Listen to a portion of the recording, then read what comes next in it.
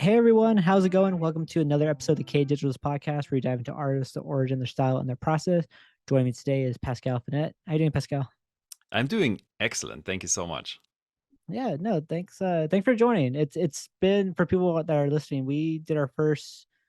You are like I think my first official interview for the podcast. I started like 4 years ago. Like I did some interviews, but I feel like when I was in the headspace of doing it, you were the first interview. I'm So honored. I'm super stoked and really excited to be back on your podcast. And a lot has happened since we first spoke on your cast. So mhm. really curious to dig into that. Yeah, I'm really curious because I feel like I said, like I usually interview artists. Like I started with like business professionals because that's just the world I was in, but I moved into artists. But I mean, you do a lot of stuff. Like I still have a guy shoot a poster in my room. Like that's how. Like I still follow the newsletter and everything. Like it's just cool to hear what you've been up to. But um, ready to dive deeper into that, man. Yeah, thank you. I'm really excited. And Guy Shido for the win, I'd say.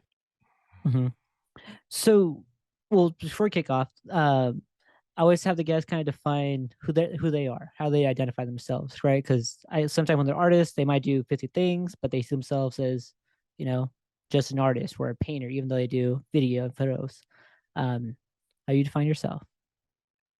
It's really funny. And I need to give your listeners and watchers a bit of inside baseball because we just talked Yeah. about I moved out to Boulder, Colorado. I've been in Silicon Valley for about 12 years. I grew up in Germany and lived all over Europe before that.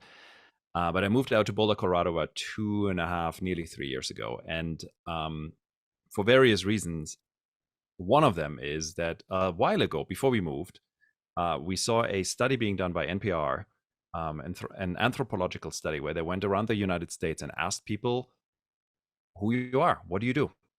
And the response patterns are really telling. So Silicon Valley, where you and I lived for a while, hmm the response is when you ask someone, like, what do you do? Like, who are you? People respond with the company they work for. So I'm at Apple, I'm at Meta, I'm at Google, I'm at a startup. So we wrap our identity, and I certainly did this when I was in Silicon Valley. We wrap our hmm identity into our work, our company.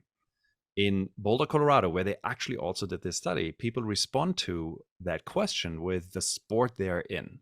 So, because it's such an outdoorsy community here, people are rock climbers and skiers and mountaineers and bicyclists and runners and so on. So, to answer your question, I today identify mostly with the thing I love most, which is rock climbing, rock and alpine climbing. So, every minute I get, I'm out there and doing climbing.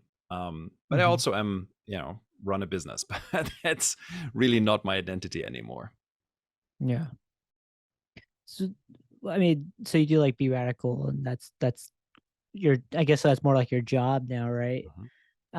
Do you? Is there a part of you like kind of misses the valley and that kind of just lifestyle? Man, I wish I could say yes. Yeah, But, no, same. also take it with a grain of salt. I lived there with my wife for 12 years. So we had a lot of Mhm, exposure to the valley. Um, and I think that's also important to understand is like, I'm not a beach person. So, like going to the ocean, hanging out at the beach really doesn't mean anything. It doesn't matter to me. I'm mhm, really happy in the mountains. So for me, one of the reasons why we also moved away was we did this inventory of said, what do we get out of this place? And in the case of Silicon Valley, we realized in those 12 years, we might have been to the beach maybe 30 times. So mhm. clearly, I'm not taking advantage of all the good stuff that place can offer you. So Yeah, the short answer is for me personally, no. That being said, it is a beautiful part of the country. Like, make no yeah, mistake. So I don't want to like poo-poo it or like talk it down or something. mhm. Yeah, no, I mean, I agree. Like, it was great, like, it in some way that set the foundation for my career, right? 'Cause I learned a lot. Mhm. Um, but just as soon as I came to San Diego, it was just like, oh, there are people here who don't talk about work as, like, the casual conversation, you know? Like, that's actually different, right? Um, Absolutely, yeah. well, so, piggybacking on so I have your book, The Heretic, right? And, one question I always wanted to ask you, especially with everything kinda going on nowadays, at your first company, there's a story in there where at your first company, you were sleeping under your desk and you're talking about, like, Yeah, it was stressful, but I was alive. Like that's when all my senses were on fire. Um, do you still have like that romantic um memory of it where at this point in your life you're like, man, I can't believe I never do that again. No, I definitely would do it again. Yeah. And it's not just the romantic. So first of all, like I think we all as humans have a capability and ability to like filter out all the pain or most of the Mhm. pain, and really focus and hone in on the good things, right? Like we do remember those moments where it's like, oh my god, like I remember like waking up on the desk and we had this like coffee and it was super good and it's like super cool. You Mhm. don't remember like all the other nights where you wake up and like your bones are achy and you're like, Yeah. like with the back to your wall because the company is not working, etc. So that we should take into account. But I definitely do cherish all of the experiences I had, even if they were hard, even if they were testing. They make Mhm. they make who you are. They create you. And some of those, without a doubt, I would go back to and say, you know what, like this was really good. Like we should do that again. But then Yeah. also understand that life moves on. Like we're different people, circumstances are different. So I'm not one who dwells in the past because I really think that the past has its place and it moved on. And all we can do is you can only like live in the moment. You can only live now. You put out a newsletter last week, 2 weeks ago that generally stuck with me for like that 2 weeks because Mm, how do you write it? It was pretty much um like we move like things happen like that. Things happen in our lives, they have a purpose or a place, and we move on, but we never actually stop to reflect on what happened and why it happened and what that did for us. We just kind of move on. mm, And after like, oh, let me think about that. Cause like I said, I have a lot of stuff that still just sits with me that I think about but hasn't gone away. And I was like, oh, that's a good point. Just to, like even just like sitting down and journaling, just trying to figure out like mm. what did that chapter teach me? Like what did I learn about myself in that? I never Yeah. actually done that before. I think it's super important. I think it's important for us as an individual. It's important for us if we see ourselves in the context of a business we might run or a project we work on.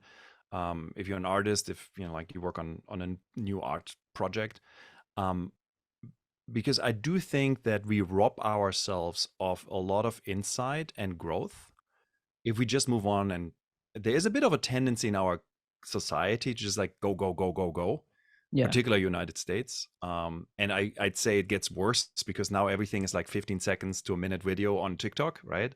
So it's like Mhm. quick, quick, quick, quick, quick. And I think we're missing some things if we don't regularly hit the pause button and just like sit with it a little bit and say, you know what, like what was that? Like what was good? What was bad?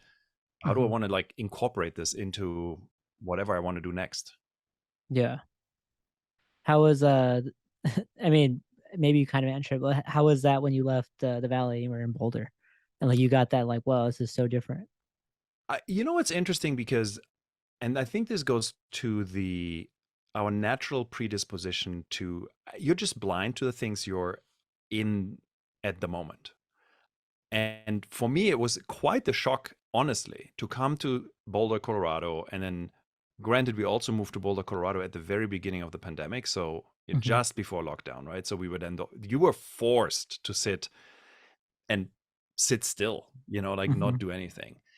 So that might have contributed to this as well. But it was really interesting for me. Within weeks, I realized this weird life I lived in Silicon Valley, where I was so wrapped into the Silicon Valley ethos. And again, like there's Mhm. nothing wrong with it, but it's so interesting for me that I realized it wasn't a conscious choice in the end. It was just something I did, right? Because I was in Silicon Valley, I was part of that like culture and the Mm. people and so on.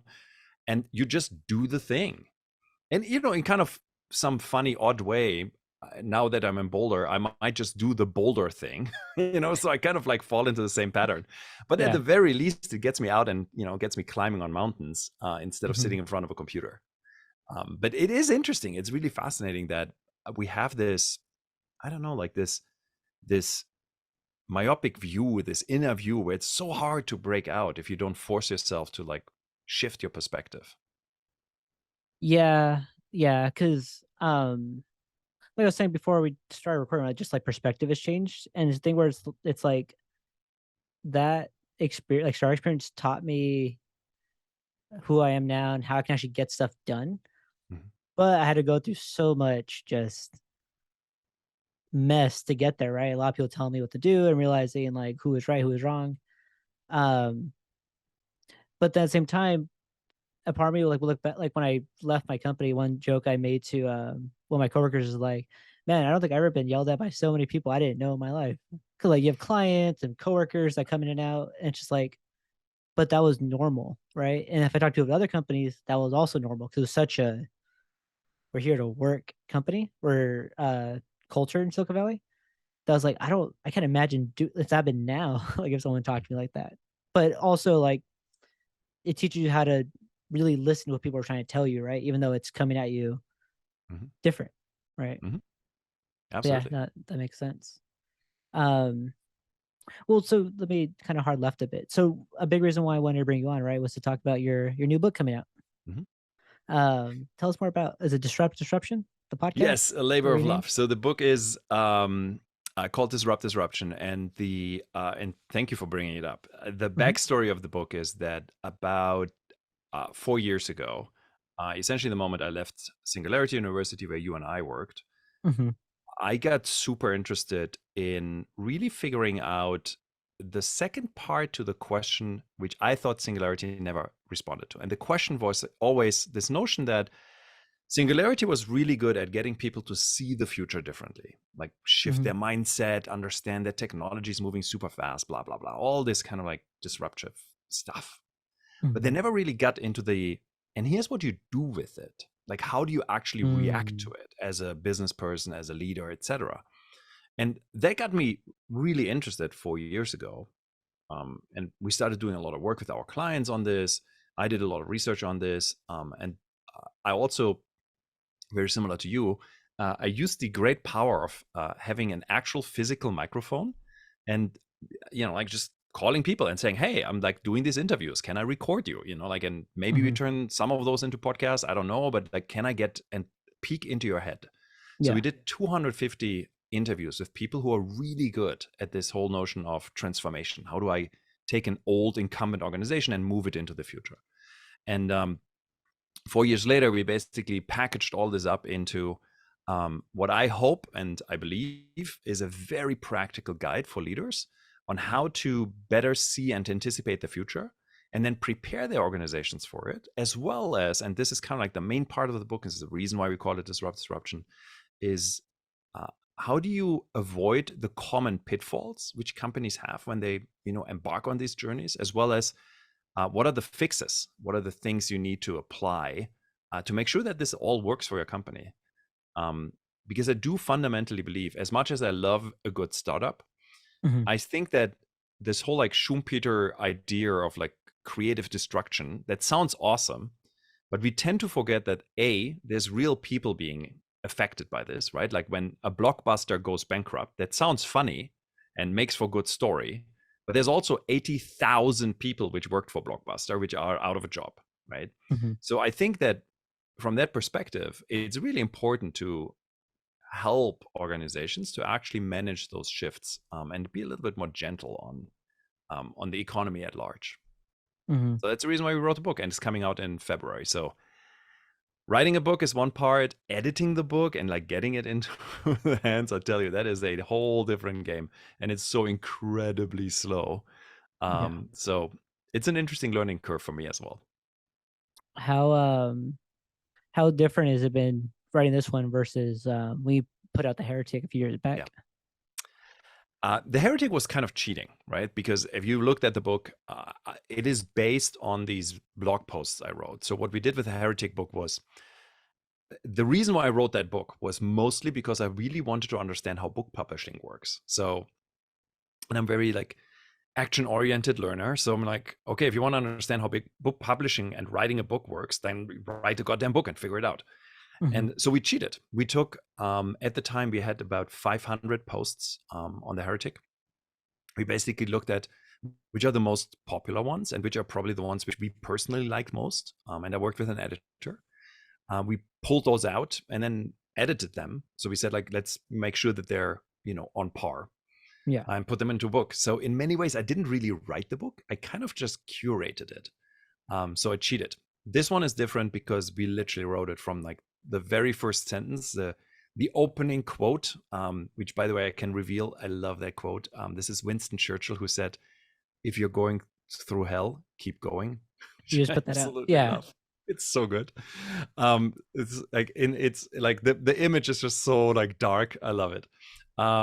But like literally from finding that very first quote to like all the research and everything. So it was a very different process.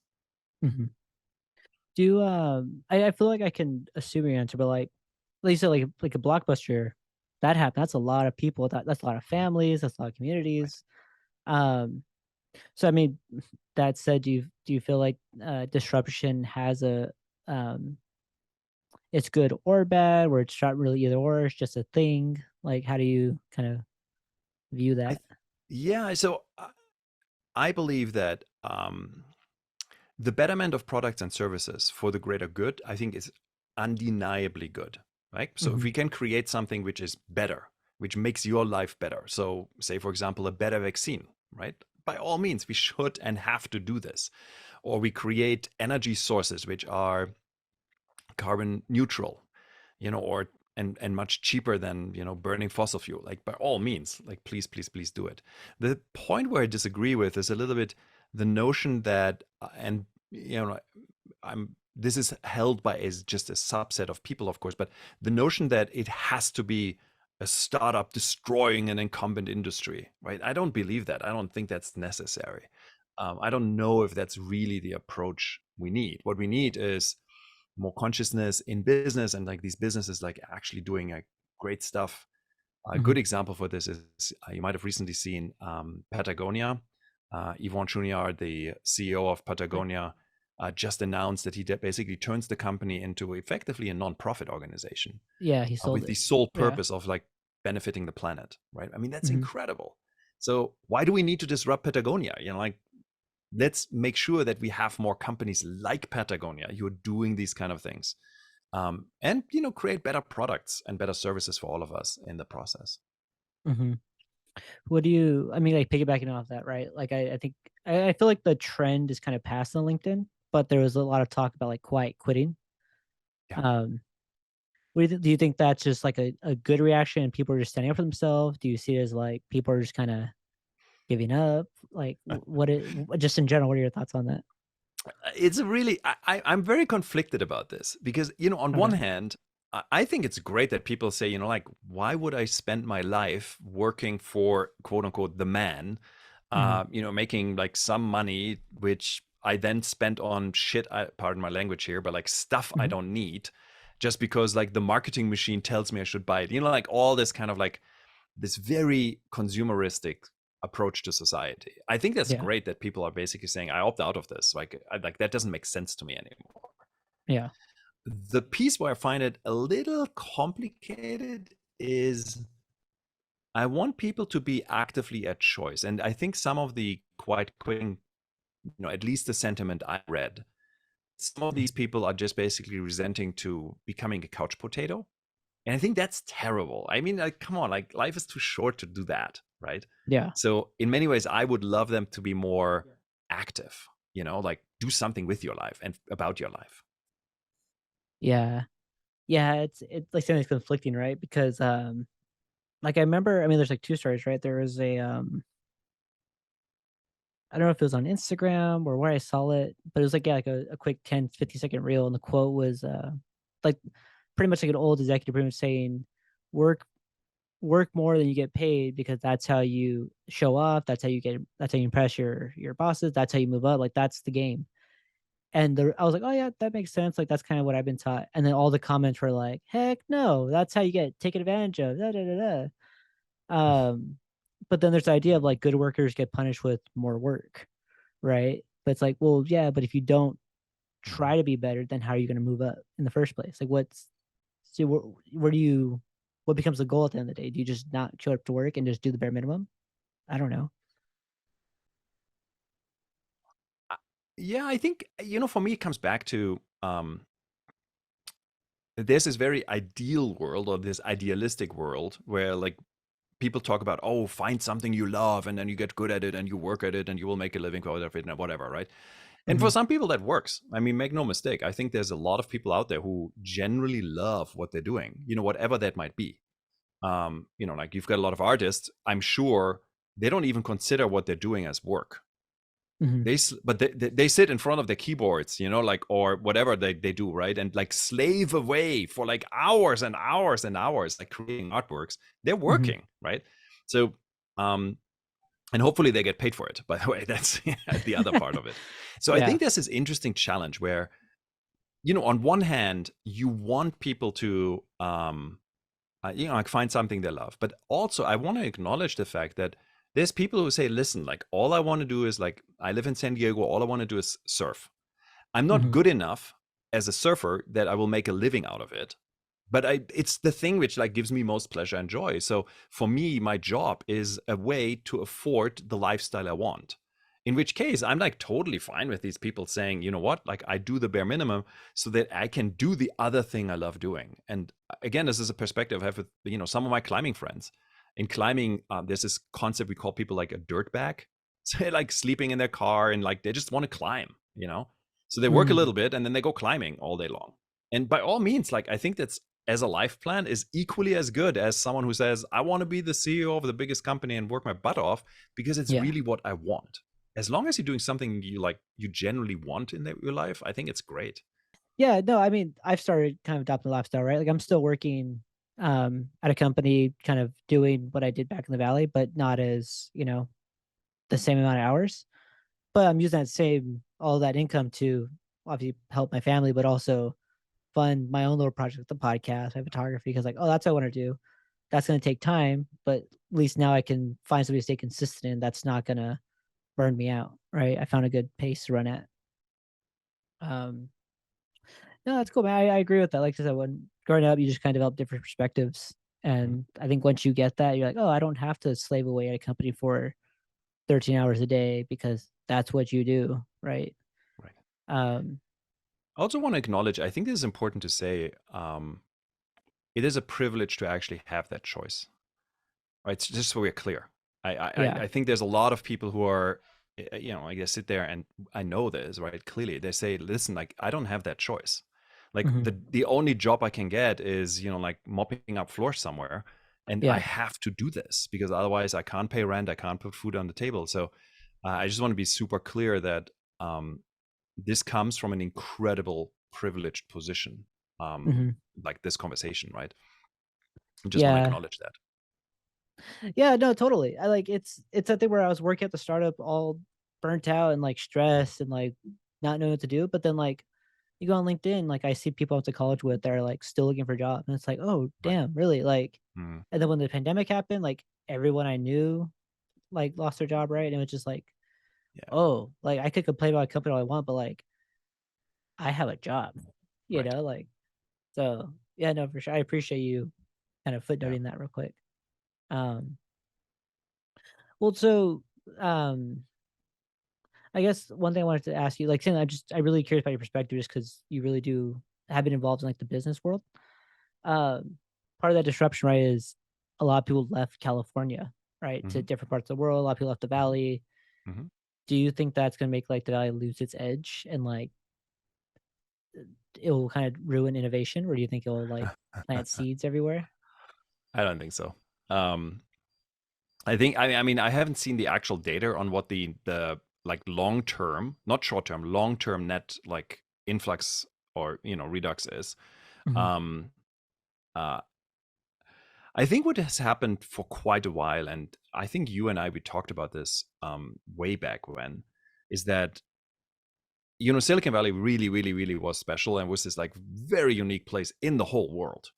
And I think what has happened is that is not true anymore. Like you find the same kind of like pockets in, Austin, Texas, Boulder, Colorado, San Diego, like there's so many places, LA, there's so many places where this is now happening. And I think that's great because it gets you to more diversity, it gets different types of talent to like work on interesting problems, et cetera, et cetera. mhm, Meanwhile, I don't think that so in relative position, I think Silicon Valley has lost some of its cachet. At the same time, I think it's still simply because it's such a concentration of capital and interesting companies, these big companies, the Googles, the Metas of this world, Apple, and so Hmm. on. Um, this will not change for a long time. So that all being said, I think there's still incredible amount of like interesting stuff happening, and people will come to Silicon Valley because they want to be there. Um, but at the same time, I think what is nice is that people then can say, maybe I've been in Silicon Valley for 2 years and now I want to live in a different community. I want to be in Boise, Idaho or something, right? And just Yeah. move out there. And it works. Back in the day, it didn't work. Now it works. So I think in many ways, it's actually awesome. And in many, like, look at our conversation, like the first conversation we had, we were both in Silicon Valley, now you're in San Diego. I'm in Boulder, Colorado. So, and it still works. So I think it's great. Yeah. Yeah. No, I'm excited because like that day, the fact that you can obviously you could always work from home, but it wasn't as like accepted or normal. Mhm. Now it's kind of the conversation of like, do you offer work from home? No. Okay, well, I'm not gonna work for you. Or I'm just gonna argue with the company. Like there's this Right. whole, especially Apple, that's happening a lot with them. Um, bit of a hard left. So, like with Be Radical, right? Your goal is to kind of help companies kind of understand what's gonna happen in the future and how to apply it. Um, how do you prepare for that? Like, how do you stay on top of the future and know what's gonna work or not work, or how do you get better at that? Um, right. So I think there's two pieces to that. One is how do you actually uh, kind of keep in the flow of what's happening in the future?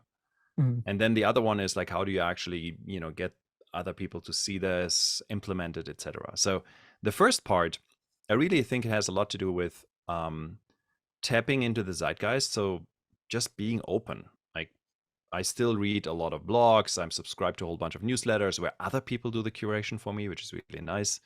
So mhm, I spend a decent amount of my time on just tapping into what's actually happening. And then I don't just passively consume this, but I have, a mental framework which I look through this stuff, which allows me to like apply filters to it and say, this is interesting to me, this is not interesting to me. mhm. So do this as a deliberate practice, and you don't need to spend hours and hours. I spend quite a bit of time, but that's also my business, right? So it's like Yeah. people pay me for that.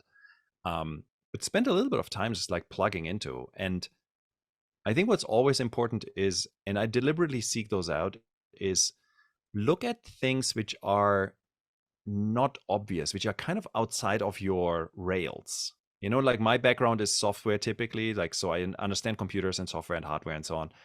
But I do like to read up on what's the latest in city planning, or what happened in biology, or what's, like what just happens with like space exploration, like topics which are kind of like a little bit more on the fringes, because they often give you really interesting impulses, as in, hey, wait a second, there's something really interesting happening here. And as everything gets so much more interconnected, you can see patterns emerging and so on. So that's number one. And then number two is we are very fortunate and really blessed that the clients we work with are Mhm, typically, they're with us and they're on a journey. We all know that the future is unwritten, like we create the future. So kind of everybody makes it up as we go. yeah. So they let us make up a few things and allow us to experiment with them. So we come up with like a new model, an idea or framework or something. We say, hey, can we try this? And they say, yeah, sure, let's try this out. Let's see what happens. And then very iteratively, like you get a better grip on what works and what doesn't work.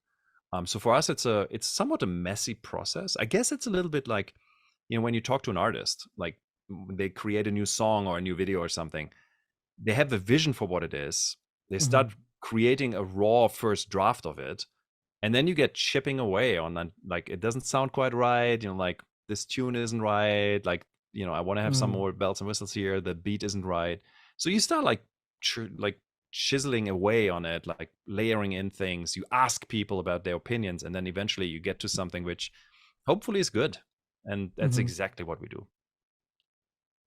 Do you I guess, when do you know when, like, you're trying to put out a new song, you're like, "No, this just isn't working. Let's just scrap it." Like, do you ever have to have that conversation? Oh, 100%, totally. Um, Pretty regularly. So we very regularly come up with like an idea for like, hey, this would be an interesting like mental model, a framework, something which like helps people to better like implement something or see something. Mhm. I'll give you an example. It's like is maybe like 2 years ago. I heard a recording of a Steve Jobs conversation from like way, way, way back when they like literally just started Apple together with Wozniak. And he Mhm. talked about this concept he called the glide path. So similar to like, like glide path is when you like have a plane landing and it needs to be in this inside of these boundaries. And he was using this concept to talk about how they build computers. And I heard him say this, and I was like, this is super interesting. Like we should think about like how can we apply this glide path model to some of the work we bring to our clients. So we brought this, like I developed a few slides, I developed a framework around this. We ran this internally a couple times to just like iron out the kinks. We brought it to a bunch of customers. Customers were like, I don't get it. I don't understand this. Like, this sounds like stupid.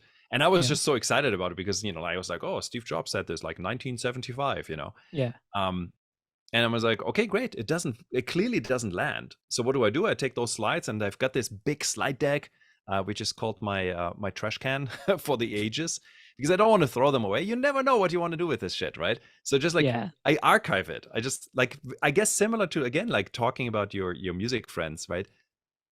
You have a riff, you have like an idea for a melody or something, you create it, it doesn't really work, you save it somewhere on your hard drive, because who knows, you might want to turn it out later and put it into a completely different context and suddenly it works. So that's our Yeah. approach, and honestly, it happens all the time to us. I like the slide deck. I like slide decks. I'm good at making those. But same that I'll like archive it and then like 3 months later, like, oh, there's a slide I have for that. And I Hmm. just copy and paste and Yeah, it's done. totally. Well, also, Um, like, I literally this morning had this conversation with Jeffrey Rogers, who's a partner in the business. mhm. And years and years and years ago, when I was at Singularity University, I developed a particular framework where we talked about like Alan Kay, is a guy who was part of Xerox PARC, like one of the big tech pioneers, and his approach to like creating essentially what they call a backcasting model. So you say, here's the future, and then you work backwards into what needs to be done to get to this future. And I Mhm. developed back in the day at Singularity, I had this whole slide deck and this whole like methodology and so on.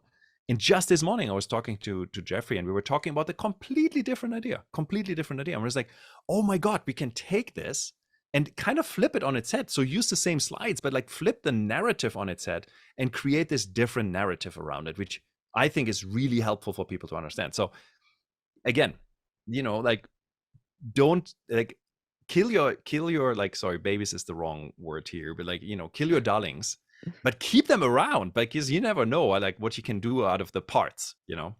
Yeah, no, for sure. Like we were talking about Dropbox earlier, right? Like I have so much old like content in general that I have there. I'm like, it's just taking up space and I need to either pay for more Dropbox or delete it.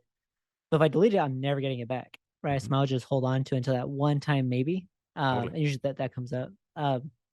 Real quick, just on the note of Steve Jobs, is it an X computer behind you? That is an origin. So you see on this side here, this is the Yeah, original Macintosh. This is a Macintosh 128K. This was the very first Macintosh. Bought that on eBay. I used to actually, my dad used to own one, which my yeah. mom at one like day, which I will never ever ever forget. I was using in London, and my mom, I came back home. Is like, "Where's the computer?" And she's like, "Oh, that old thing. I just tossed it away." And I was like, "Oh my God, you're No, crazy." history. Anyway, so Yeah, I bought this on eBay because I'm a fan, I'm geeking. And then here, this guy here, this little green guy in the background, this is a computer called the eMate. This was a classroom computer Apple built, based on the Newton platform, which was their PDA, their personal digital assistant. There's not that many in the world, and I actually got this gifted when it came out. So it has been in my possession since the very early days when it came out. This thing must be like 25 years old or so. It's old. yeah. The whole time I'm talking, I keep like darting back to him, like, is that a Next? It's a square, but I don't I think used to have a maybe it's not. next. So I used to have a next computer, the big black square thing in Yeah, when I used to live in Germany. We yeah, just couldn't transport it. It's massive.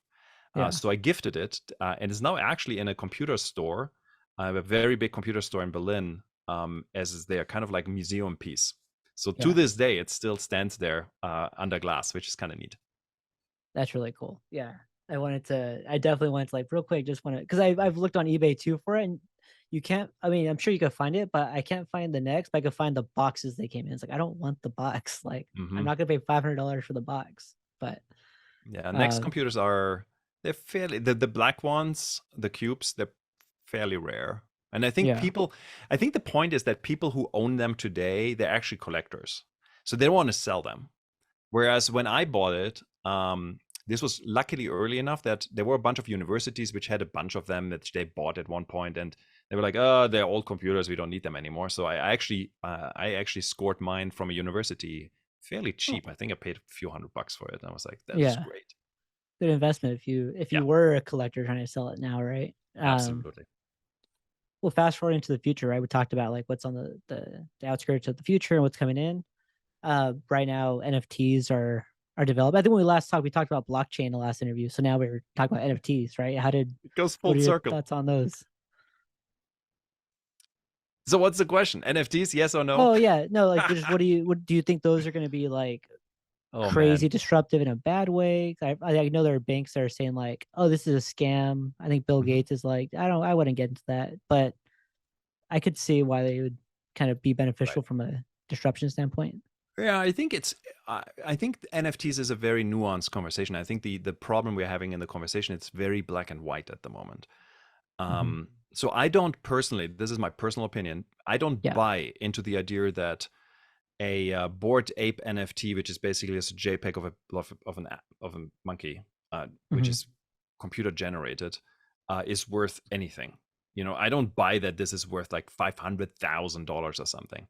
Yeah. That being said, um, if you're an artist and you actually put art on the blockchain, you make, you know, like you create interesting models around this and you use non-fungible tokens or other forms of, you know, digital currencies or tokens, tokenization, etc., to create really interesting value models, I think there's Hmm. something in there for sure.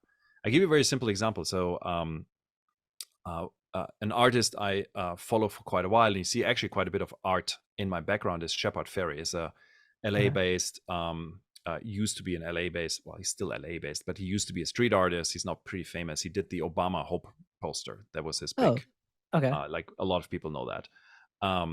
And when you buy a piece of art from him, he actually gives you now the certificate which comes with it because these are originals, both in a printed version, but it also exists on the blockchain, which I think is an actually really neat concept, because as an art collector, it allows me to like centralize all my holdings, like have, you know, proof for it. It makes it easier for me to trade in if I would ever want to trade those things. So I Yeah. think there's some really interesting things in there. And I find it interesting artists now starting to experiment with NFTs where they're not just saying it's a proof of ownership, but also this NFT actually enabled something in addition. Where if you own Yeah. the NFT, you have membership to a club, you have like you get exclusive concert rights, you get, you know, whatever it is, like kind of membership based models, which, you know, we had with like Patreon, for example, for a while, but they never Yeah. really worked. And I think there is an opportunity for us to do something really interesting.